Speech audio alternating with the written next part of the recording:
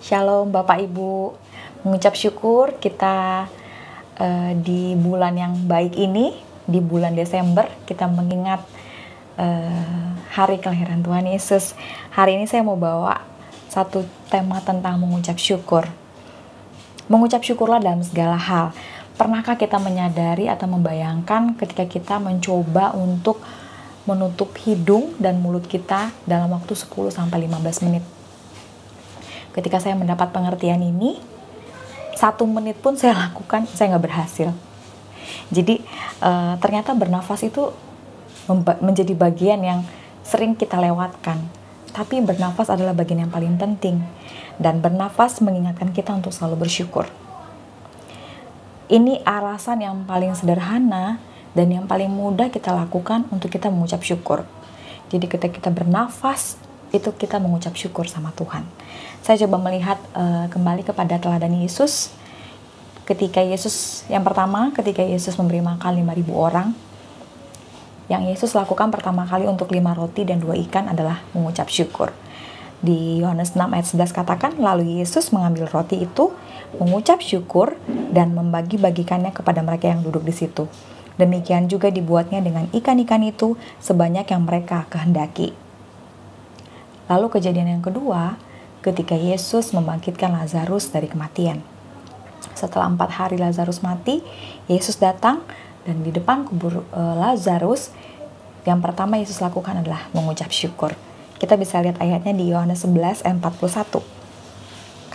Lalu Yesus menengadah ke atas dan berkata, Bapa, aku mengucap syukur kepadamu, karena engkau telah mendengarkan aku. Lalu yang ketiga, ketika Yesus mengadakan perjamuan terakhir sebelum Yesus menyerahkan diri. Yesus mengadakan perjamuan malam dan Yesus mengucap syukur di perjamuan itu. Kita bisa lihat ayatnya di Lukas 22 ayat 17. Kemudian ia mengambil sebuah cawan, mengucap syukur, lalu berkata, ambillah ini, bagikanlah di antara kamu. Mengucap syukur adalah bagian kita untuk mengakui setiap kebaikan Tuhan juga atas hidup kita. Salah satu bukti juga sikap hati kita bahwa kita percaya kepadanya. Bahwa dia yang melakukan semua hal yang baik dalam hidup kita dan itu akan mengefektifkan iman kita sendiri. Ayat ini tertulis juga dalam Filemon 1 ayat 6. Saya coba membacakannya dalam versi King James. That the communication of thy faith may become effectual by the acknowledging of every good things which is in you in Christ Jesus. Jadi dari ketiga contoh teladan yang Yesus berikan buat kita, saya mendapatkan satu pengertian bahwa saat kita mengucap syukur, kita percaya kepadanya, dan kita mengakui setiap kebaikannya. Itu juga akan menimbulkan iman kita sehingga menjadi semakin efektif. Dan pasti kita akan menemukan jalan keluar.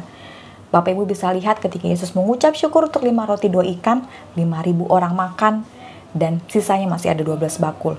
Ketika Yesus mengucap syukur kepada Bapa, Lazarus dibangkitkan. Dan ketika Yesus mengucap syukur saat perjamuan malam, Yesus menggantikan posisi kita, mengadakan pertukaran dengan kita, menggantikan semua dosa kita, penderitaan kita, kemiskinan kita, penyakit kita, itu dia tanggung buat kita. Dan sebagai gantinya, kita menerima hidup dan kita mempunyai dalam segala kelimpahan. Jadi ketika kita mengucap syukur, kita juga pasti menemukan jalan keluar. Apa yang Anda hadapi hari ini? Apa yang Anda hadapi dalam pekerjaan Anda? Apa yang Anda hadapi saat ini dengan usaha dan bisnis Anda? Apa yang Anda hadapi saat ini dengan keluarga Anda? Apa yang Anda hadapi dengan komunitas pergaulan Anda? Apa yang Anda hadapi saat ini dengan hubungan dalam pasangan Anda? Dan apa yang Anda hadapi saat ini dengan kondisi kesehatan Anda?